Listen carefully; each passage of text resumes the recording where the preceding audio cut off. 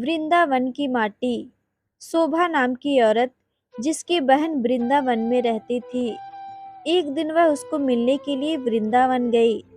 शोभा जो कि काफी पैसे वाली औरत थी, लेकिन उसकी बहन कृति जो कि वृंदावन में रहती थी, ज्यादा पैसे वाली नहीं थी, लेकिन दिल की वह बहुत अच्छी थी, या यह कह सकते हैं कि दिल की वह बहुत अमीर थी। उसका पति मिट्टी के घड़े बनाने का काम करता था। शोभा काफी सालों बाद अपनी बहन को मिलकर बहुत खुश हुई, लेकिन उसमें थोड़ा सा अपने पैसे को लेकर घमंड भी था। वो कृति के घर हर छोटी बात पर उसकी चीजों में से नुक्स निकालती रहती थी, लेकिन कृति जो थी उसको कुछ न कहकर बस यही कह देती थी, बिहारी जी की इच्छा। लेकिन शोभा हर बात में उसको नीचा दिखाने की कोशिश करती। कृति ने अपनी तरफ से अपनी बहन की आवभगत में कोई कमी ना छोड़ी। उसने अपनी बहन का पूरा ख्याल रखा। उसने उसको वृंदावन के सारे मंदिर के दर्शन करवाए और उनकी महिमा के बारे में बताया। शोभा यह दर्शन करके खुश तो हुई और उसने महिमा भी सुनी, लेकिन उसका इन चीजों में इतना ध्यान नहीं था। बस दर्शन करके वापस आ गई। उसको वृंदावन में रहते हुए काफी दिन हो गए। एक दिन वह अपनी बहन से बोली कि कृति, अब बहुत दिन हो गए तेरे घर रहते हुए, अब मुझे अपने घर जाना चाहिए। तो कृति थोड़ी सी उदास हो गई और बोली, बहन कुछ दिन और रुक जाओ। शोभा बोली, नहीं, काफी दिन हो गए मुझे आए हुए। घर में मेरा पति और बच्चे अकेले हैं, उनको सास के सहारे छोड़कर आई हूँ। अब मैं फिर कभी आऊंगी।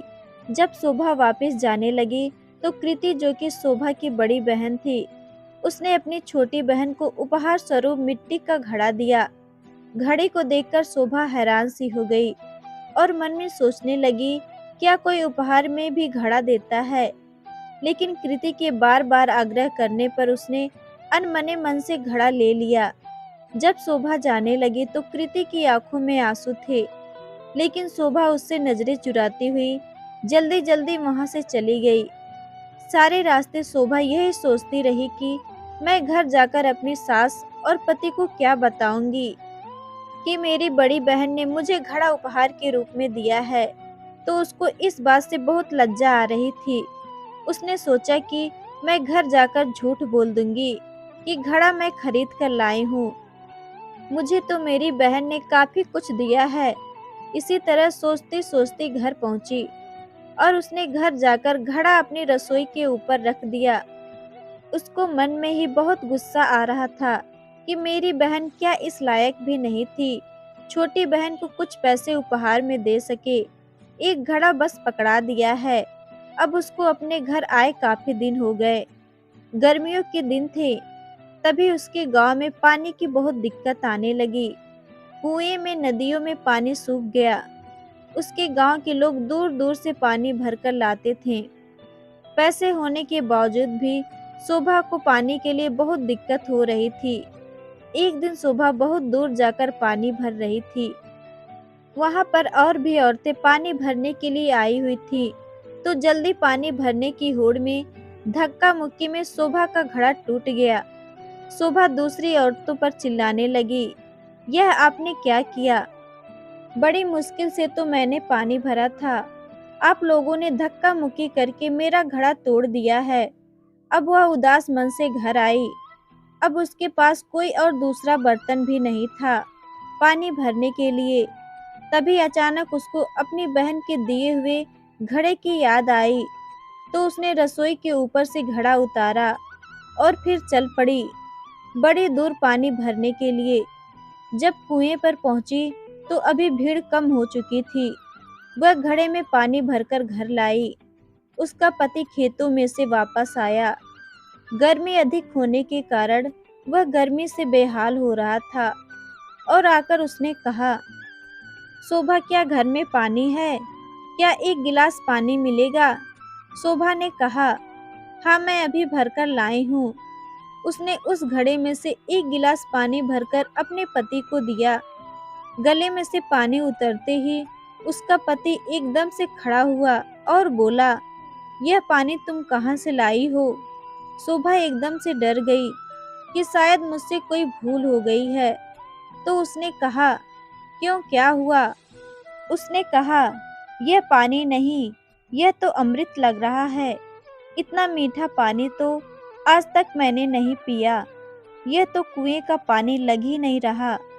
यह तो लग रहा है कि किसी मंदिर का अमृत है। शोभा बोली, मैं तो कुएं से ही भरकर लाई हूँ। यह देखो घड़ा भरा हुआ। उसके पति ने कहा, यह घड़ा तुम कहाँ से लाई थी? उसने कहा, जब मैं वृंदावन से वापस आ रही थी तो मेरी बहन ने मुझे दिया था। यह सुनकर उसका पति चुप हो गया। अब शोभा का पति बोला कि मैं थोड़ी देर के लिए बाहर जा रहा हूँ, तब तक तुम भोजन तैयार करो। शोभा ने उस घड़े के जल से दाल चावल बनाए। घड़े के पानी से दाल चावल बनाने से उसकी खुशबू पूरे गांव में फैल गई। गांव के सब लोग सोचने लगे कि आज गांव में कहाँ उत्सव है जो इतनी अच्छी खाने की खुशबू आ रही है। सब लोग एक एक करके खुशबू को सूंघते हुए शोभा के घर तक आ पहुँचे। साथ में उसका पति भी था। उसने आकर पूछा कि आज तुमने खाने में क्या बनाया है? शोभा ने कहा कि मैंने तो दाल और चावल बनाए हैं। सब लोग हैरान हो गए कि दाल चावल की इतनी अच्छी खुशबू। सब लोग शोभा का मुंह देखने लगे कि आज तो हम भी तेरे घर से दाल चावल खाकर जाएंगे। उसने किसी को मना नहीं किया और थोड़ी थोड़ी दाल चावल सबको दिए। दाल चावल खाकर सब लोग उससे कहने लगे, यह दाल चावल नहीं, इसे लग रहा है कि हम लोग अमृत चख रहे हैं। शोभा के पति ने कहा कि तुमने आज दाल चावल कैसे बनाए? शोभा ने कहा कि मैंने तो यह घड़े के जल से ही दाल चावल बनाए हैं। शोभा का पति बोला, तेरी बहन ने तो बहुत अच्छा उपहार दिया है।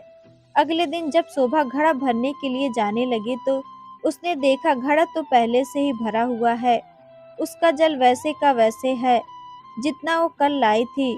उसने उसमें से खाना भी बनाया था, जल भी पिया था, लेकिन घड़ा फिर भी भरा का भरा था। शोभा एकदम से हैरान हो गई, यह कैसे हो गया? अचानक उसी दिन उसकी बहन कृति उससे मिलने के लिए उसके घर आई। शोभा अपनी बहन को देखकर बहुत खुश हुई। उसको गले मिली और उसको पानी पिलाया। उसने अपनी बहन को कहा कि यह तूने मुझे घड़ा दिया था, यह तो बहुत ही चमत्कारी घड़ा है।